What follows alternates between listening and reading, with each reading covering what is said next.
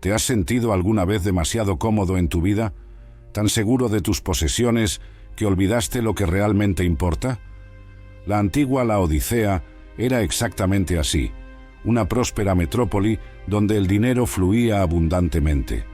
Pero detrás de su aparente perfección, un mensaje divino revelaría una verdad dolorosa.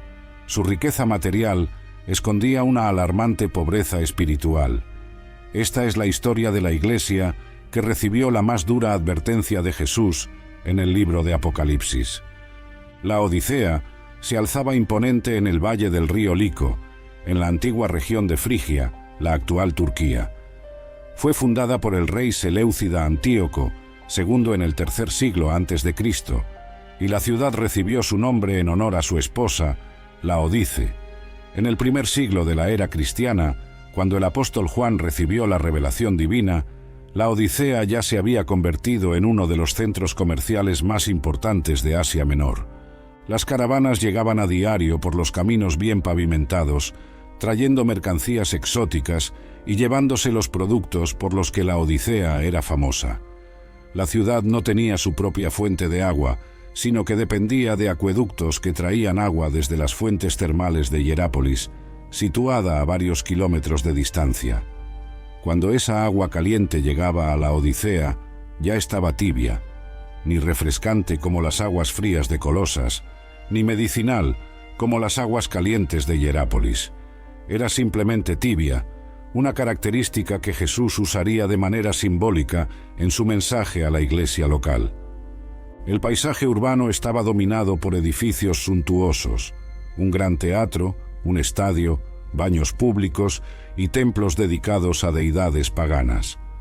Allí también se encontraba una de las sinagogas más opulentas de la región, lo que demostraba la influencia de la comunidad judía local, que prosperaba junto con el resto de la ciudad.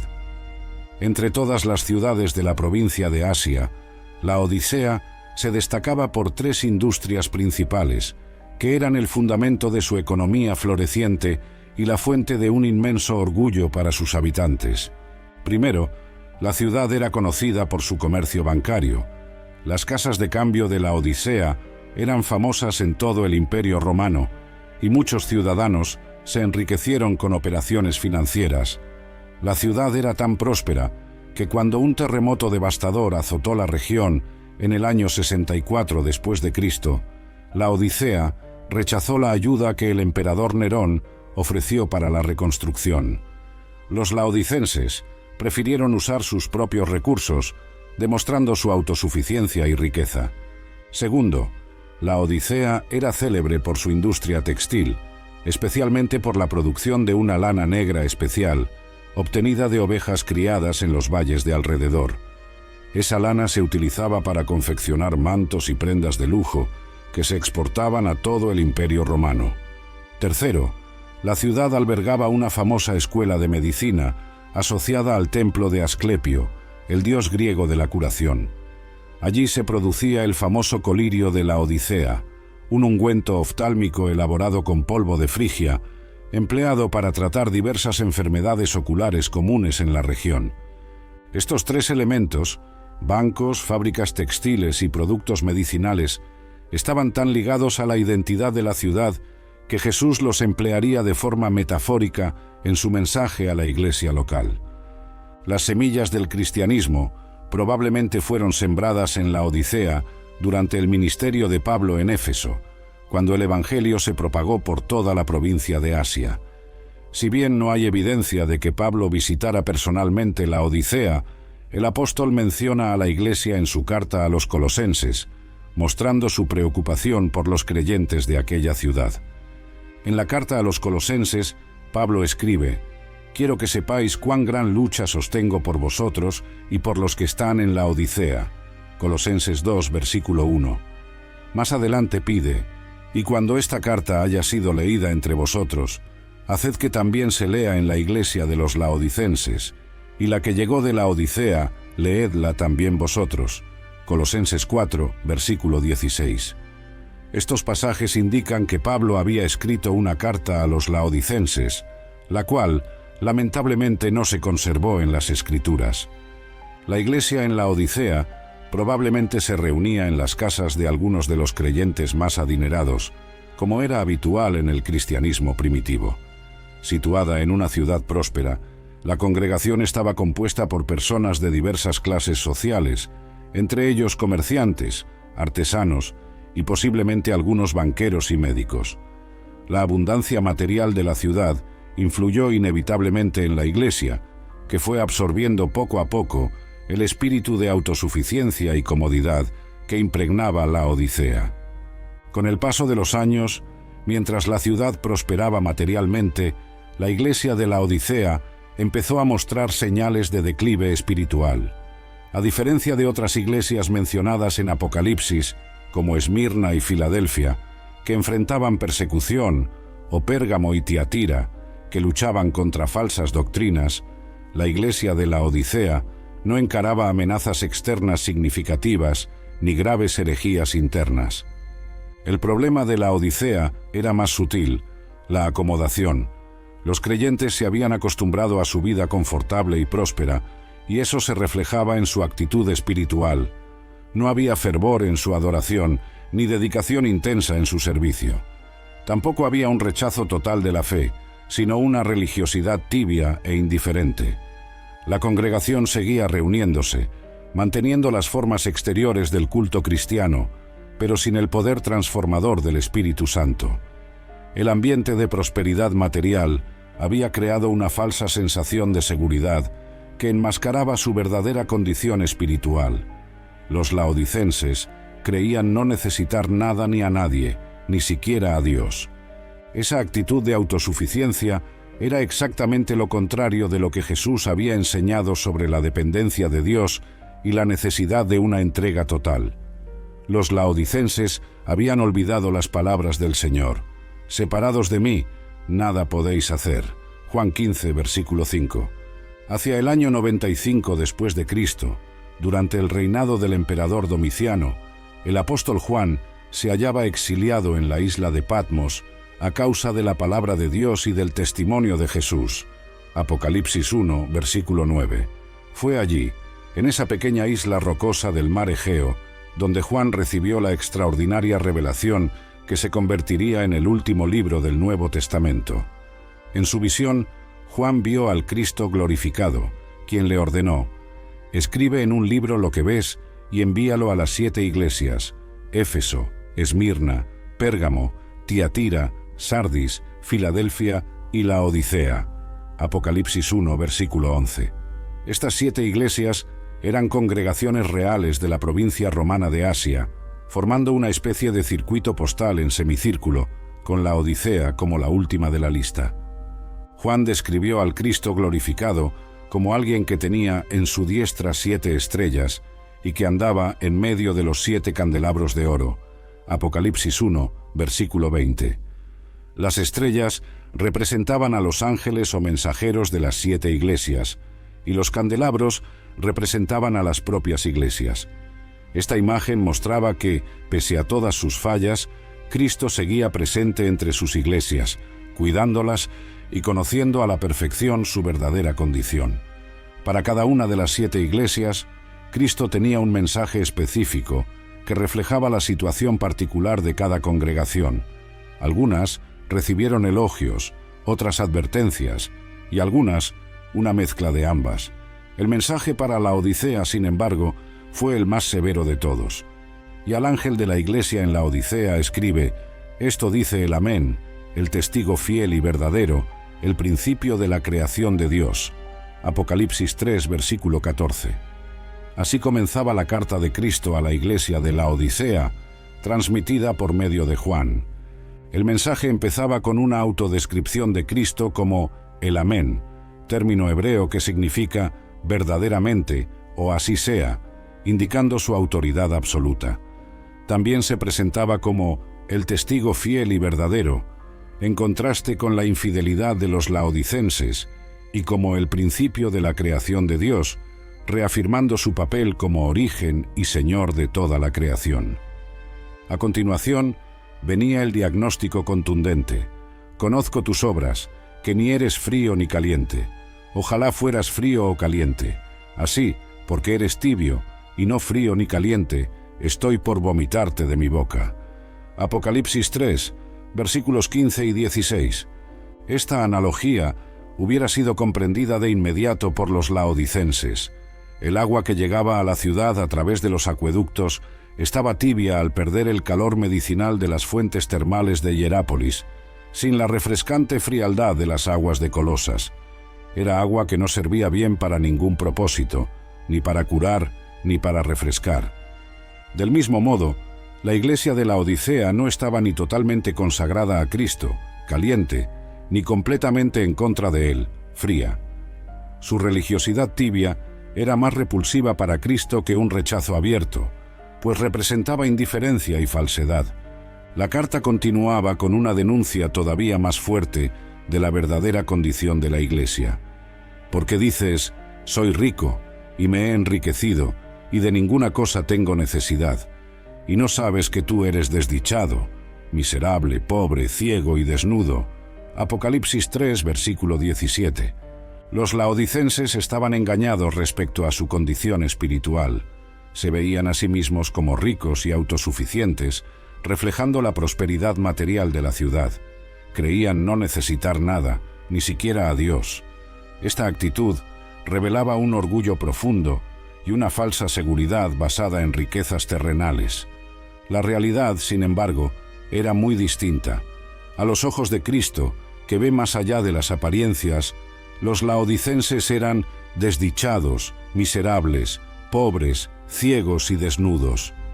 Estos adjetivos formaban un contraste deliberado con las industrias que habían hecho famosa a la Odisea. Ellos se consideraban ricos a causa de sus instituciones financieras, pero para Cristo eran espiritualmente pobres. Se enorgullecían de sus finas vestiduras de lana negra, pero estaban espiritualmente desnudos. Confiaban en su famoso colirio para tratar enfermedades oculares, pero eran espiritualmente ciegos, incapaces de ver su verdadera condición. Esta ilusión de autosuficiencia es un peligro constante para los creyentes de todas las épocas, en especial en tiempos de prosperidad material. Cuando las necesidades básicas se satisfacen con facilidad, podemos olvidar nuestra dependencia de Dios y la necesidad de una vida espiritual plena. A pesar de la dura reprensión, la carta a la Odisea no terminaba con una condena, sino con una invitación a la restauración. Jesús ofrecía un consejo que, una vez más, hacía referencia a las industrias locales. Por tanto, yo te aconsejo que de mí compres oro refinado en fuego, para que seas rico, y vestiduras blancas para vestirte, y que no se descubra la vergüenza de tu desnudez, y unge tus ojos con colirio, para que veas. Apocalipsis 3, versículo 18. En lugar del oro de los banqueros de la Odisea, que perece, Cristo ofrecía oro refinado en fuego, la fe genuina, probada y purificada en las pruebas, que tiene valor eterno. El apóstol Pedro escribió acerca de esta misma fe, afirmando que es más preciosa que el oro perecedero, aunque sea probado con fuego. Primera de Pedro 1, versículo 7. En vez de las famosas vestiduras de lana negra, Jesús ofrecía vestiduras blancas, símbolo de la justicia de Cristo que cubre la vergüenza del pecado humano. Estas vestiduras blancas aparecen varias veces en Apocalipsis como representación de la pureza y la redención de los santos. Apocalipsis 7, versículo 9, 19, versículo 8. Y en lugar del colirio de la Odisea, que solo trataba los ojos físicos, Cristo ofrecía un colirio espiritual que permitiría a los laodicenses ver su condición real y las verdades espirituales que habían descuidado. Este es el don del discernimiento espiritual, otorgado por el Espíritu Santo. Este consejo revelaba que, pese a toda su aparente riqueza, los laodicenses en realidad no poseían nada que pudiera satisfacer sus necesidades espirituales más profundas. Necesitaban volverse a Cristo, la única fuente verdadera de riqueza, cobertura y visión espiritual. Continuando con la carta, Jesús reveló el motivo de su reprensión. Yo reprendo y castigo a todos los que amo. Sé pues celoso y arrepiéntete. Apocalipsis 3, versículo 19. Esta afirmación mostraba que, a pesar de la severidad de sus palabras, El propósito de Cristo no era condenar a los laodicenses, sino restaurarlos. La reprensión no era señal de rechazo, sino de amor. Así como un padre amoroso disciplina a sus hijos para su bien, Cristo disciplinaba a la iglesia de Laodicea porque se preocupaba profundamente por ella. La disciplina divina es siempre un acto de amor, no de ira vengativa. El escritor de Hebreos lo explica, porque el Señor al que ama disciplina y azota a todo el que recibe por hijo, Dios nos disciplina para nuestro bien, para que participemos de su santidad.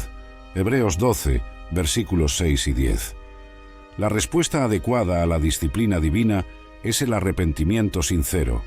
Jesús llamó a los laodicenses a ser celosos, del griego celeue, que indica un fervor ardiente, el polo opuesto de la tibieza que caracterizaba su condición actual.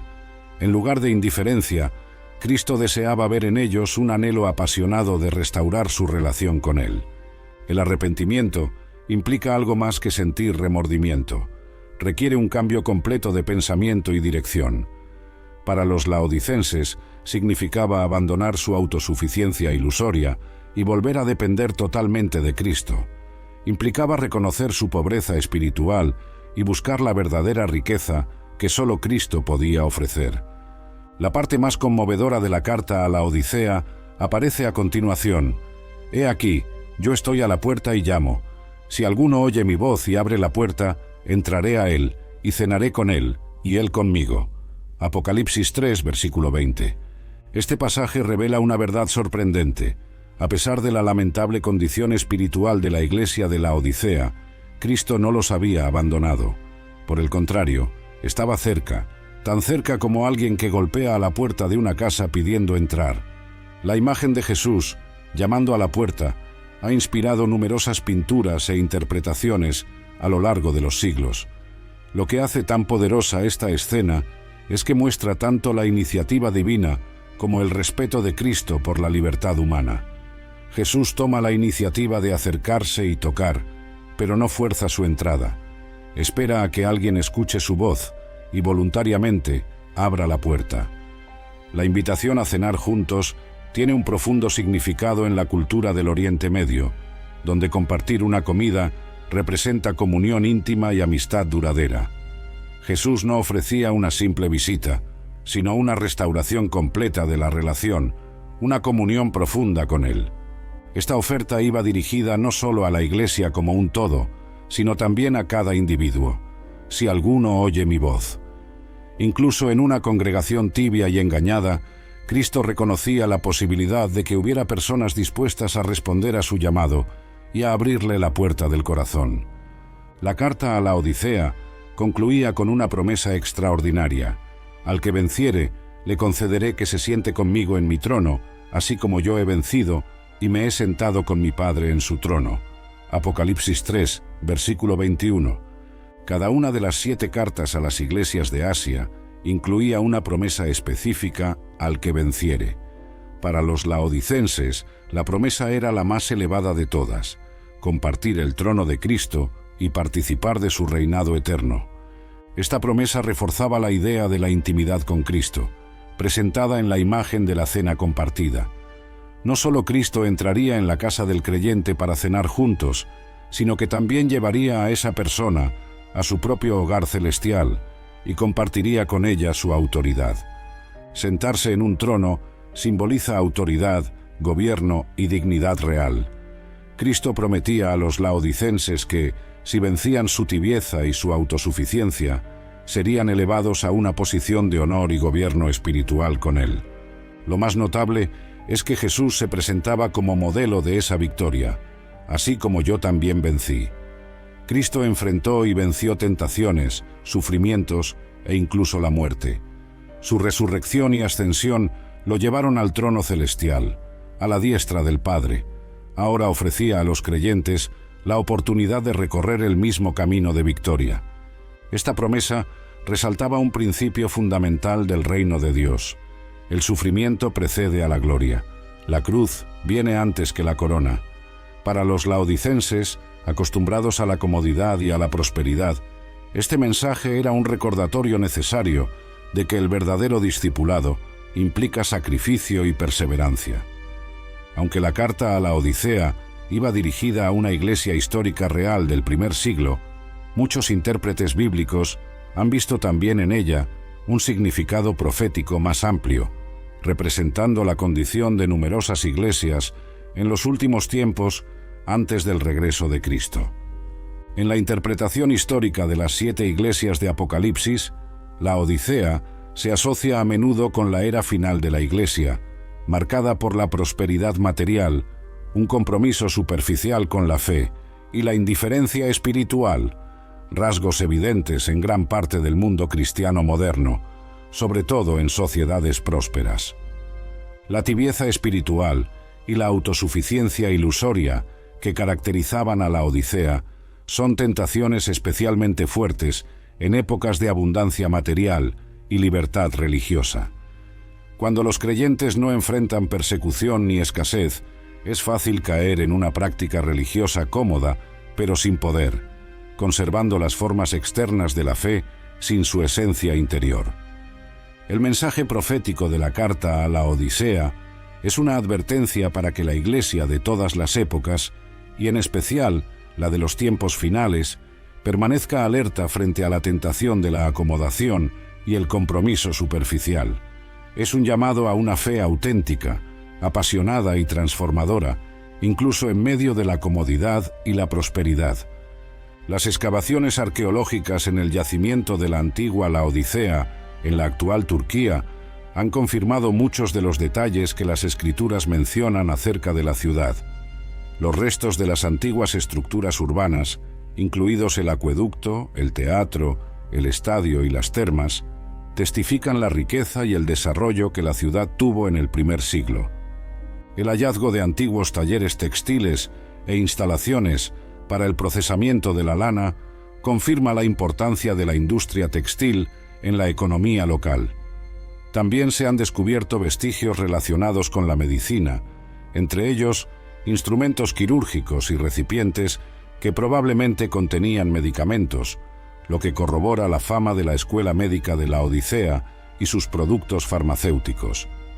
Resulta especialmente interesante el descubrimiento de los restos del acueducto que llevaba agua desde Hierápolis hasta la Odisea. Los análisis del sistema hidráulico confirman que el agua recorría una distancia considerable antes de llegar a la ciudad, lo cual, sin duda, afectaba su temperatura. Un detalle que refuerza aún más la metáfora utilizada por Jesús en su mensaje.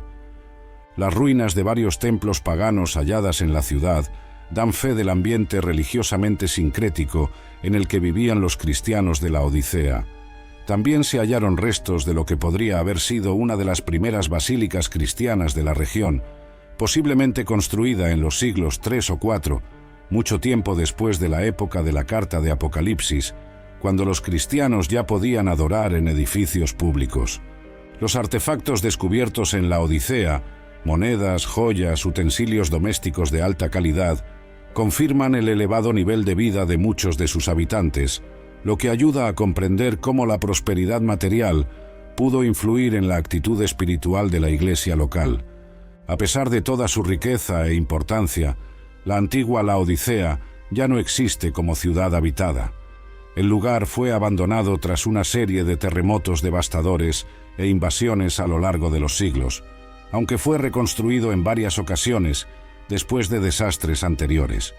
La ciudad, que en su día se vanagloriaba de su autosuficiencia hasta el punto de rechazar la ayuda imperial para la reconstrucción, acabó sucumbiendo ante las fuerzas de la naturaleza y la historia. Hoy solo quedan ruinas silenciosas que señalan el lugar donde floreció una de las ciudades más prósperas de Asia Menor. Este destino puede verse como una ilustración vívida de lo efímeras que son las riquezas y glorias terrenales, un tema recurrente en las Escrituras. Tal como enseñó Jesús: «No os acumuléis tesoros en la tierra, donde la polilla y el óxido corrompen, y donde ladrones minan y roban». Mateo 6, versículo 19. La gran ironía es que, mientras la ciudad física de la Odisea desapareció, la carta dirigida a su iglesia ha sobrevivido y sigue siendo relevante hoy, leída y estudiada por millones de cristianos en todo el mundo. Lo que perduró no fueron los bancos, las fábricas textiles, ni las escuelas de medicina, sino el mensaje espiritual a una congregación que necesitaba despertar de su complacencia. Resuenan con fuerza las palabras de Pedro al contemplar las ruinas de la Odisea. Los cielos pasarán con grande estruendo, y los elementos ardiendo serán deshechos, y la tierra y las obras que en ella hay serán quemadas. Segunda de Pedro 3, versículo 10. Al final solo perdurará lo que tenga valor eterno, la palabra de Dios y las almas humanas. El mensaje de Cristo a la iglesia de la Odisea encierra lecciones vitales para los creyentes de todas las épocas, pero especialmente para quienes viven en sociedades prósperas y libres del siglo XXI. Primera lección: la prosperidad material puede ser una bendición, pero también una trampa espiritual. Cuando nuestras necesidades básicas se satisfacen con facilidad y disfrutamos de comodidad, es tentador depender de nuestros recursos en vez de depender de Dios. La abundancia puede generar una ilusión de autosuficiencia que nos aparta de la dependencia diaria de nuestro Creador. Segunda lección: las apariencias externas pueden engañar. La iglesia de la Odisea probablemente parecía exitosa a los ojos humanos. Tenía recursos, miembros y quizá programas y actividades impresionantes. Pero Cristo, que ve el corazón, reconoció su pobreza espiritual. Del mismo modo, debemos evaluar nuestra condición espiritual no mediante indicadores externos de éxito, sino según la auténtica salud de nuestra relación con Dios. Tercera lección: la indiferencia espiritual repugna a Cristo. La tibieza, ese estado de compromiso parcial, ni totalmente entregado ni totalmente opuesto, resulta más ofensivo para Jesús que un repudio abierto. Él valora la honestidad y la autenticidad, incluso si esto implica reconocer con franqueza que estamos lejos de Él. Cuarta lección: la disciplina divina es un acto de amor. Jesús no reprendió a los laodicenses porque los hubiera rechazado, sino precisamente porque los amaba y deseaba restaurarlos. Cuando enfrentamos la corrección divina en nuestra vida, debemos recibirla como evidencia del amor de Dios, no de su rechazo. La carta a la Odisea revela una paradoja fundamental de la vida cristiana. Con frecuencia, quienes se consideran ricos en realidad son pobres, mientras que quienes reconocen su pobreza pueden llegar a ser verdaderamente ricos. Jesús expresó esta paradoja en el Sermón del Monte: «Bienaventurados los pobres en espíritu, porque de ellos es el reino de los cielos». Mateo 5, versículo 3. Los pobres en espíritu son aquellos que reconocen su necesidad espiritual y su total dependencia de Dios, exactamente lo contrario de la actitud de los laodicenses. Esta paradoja aparece en toda la Escritura. Pablo escribió a los corintios acerca de ser como pobres, mas enriqueciendo a muchos, como no teniendo nada, mas poseyéndolo todo. Segunda de Corintios 6, versículo 10. Santiago declaró que Dios escogió a los pobres de este mundo para que sean ricos en fe y herederos del reino que prometió a los que le aman. Santiago 2, versículo 5. Reconocer nuestra pobreza espiritual, nuestra incapacidad de salvarnos a nosotros mismos o de vivir una vida piadosa por nuestras propias fuerzas, es el primer paso hacia la verdadera riqueza espiritual. Solo cuando admitimos nuestra desnudez espiritual, podemos ser revestidos con la justicia de Cristo. Solo cuando reconocemos nuestra ceguera espiritual, podemos recibir la visión que únicamente el Espíritu Santo puede otorgar. Esta paradoja supone un desafío particular para los creyentes en sociedades prósperas, donde la tentación de la autosuficiencia es constante. Exige una humildad deliberada y una dependencia consciente de Dios, incluso cuando nuestras circunstancias externas sugieren que podemos confiar en nuestros propios medios. La imagen de Jesús, llamando a la puerta del corazón humano, ha fascinado a cristianos durante siglos. El célebre pintor inglés William Holman Hunt plasmó esta escena en su obra La luz del mundo, 1853, donde retrató a Cristo con una linterna, llamando pacientemente a una puerta sin picaporte externo, simbolizando que solo puede abrirse desde dentro.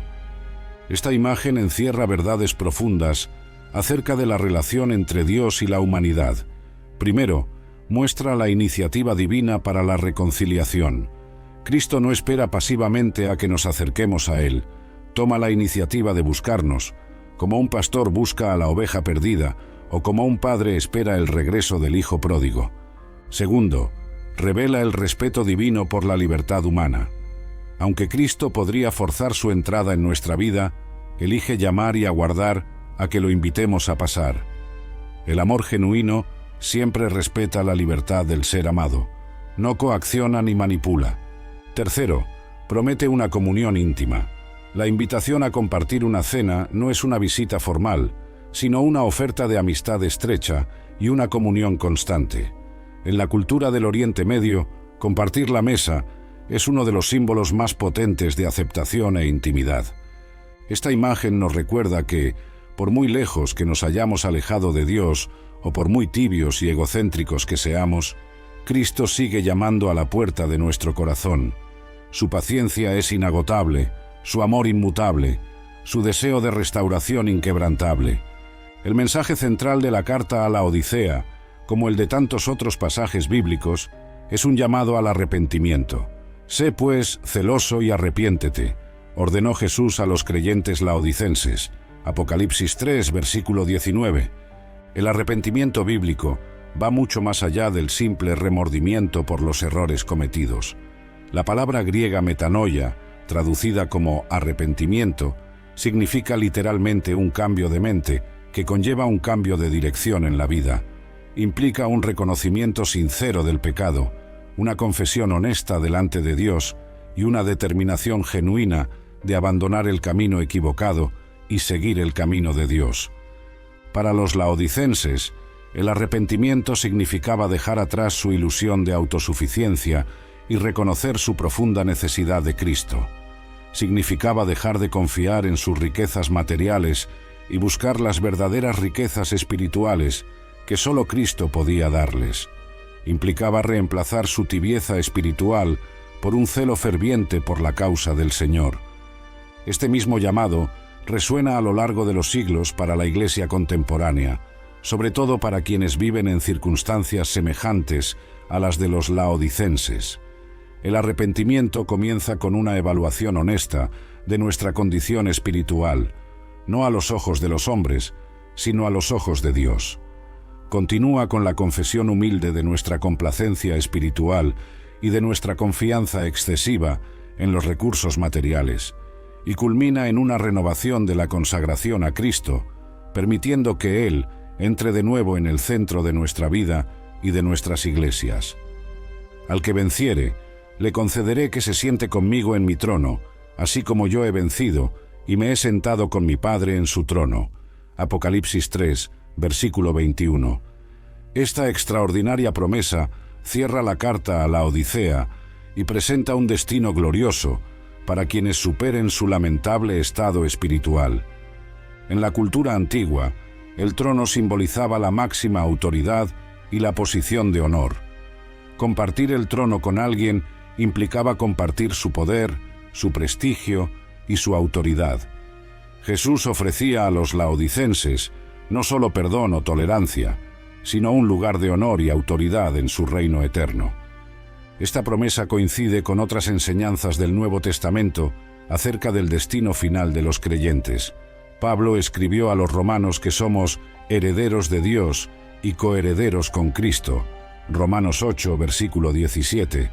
A los efesios declaró que Dios nos resucitó y nos hizo sentar en los lugares celestiales con Cristo Jesús. Efesios 2, versículo 6. En su segunda carta a Timoteo, Pablo afirmó: si sufrimos, también reinaremos con él. Segunda de Timoteo 2, versículo 12. El sentido de esta promesa es profundo. Los seguidores de Cristo no son simplemente súbditos en su reino, sino participantes de su gobierno. No son meros siervos, sino amigos y colaboradores en su obra eterna. Esta es la máxima expresión de la gracia divina, que seres humanos falibles sean elevados a tal posición de honor y responsabilidad en el reino eterno de Dios. Jesús añadió un requisito importante: así como yo también vencí. Para compartir el trono de Cristo, hay que vencer tal como Él lo hizo, mediante la fidelidad, el sacrificio y la perseverancia. El camino hacia el trono pasa por la cruz. La gloria está precedida por el sufrimiento.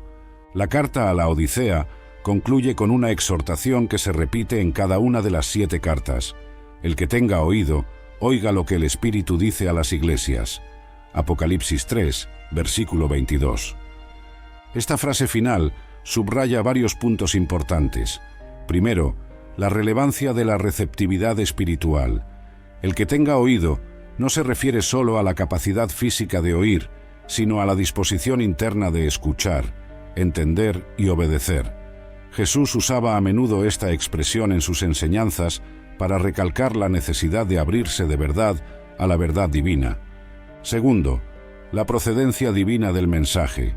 Es el Espíritu quien habla a las iglesias, no solo Juan o incluso Jesús en su humanidad, sino el propio Espíritu Santo, la tercera persona de la Trinidad.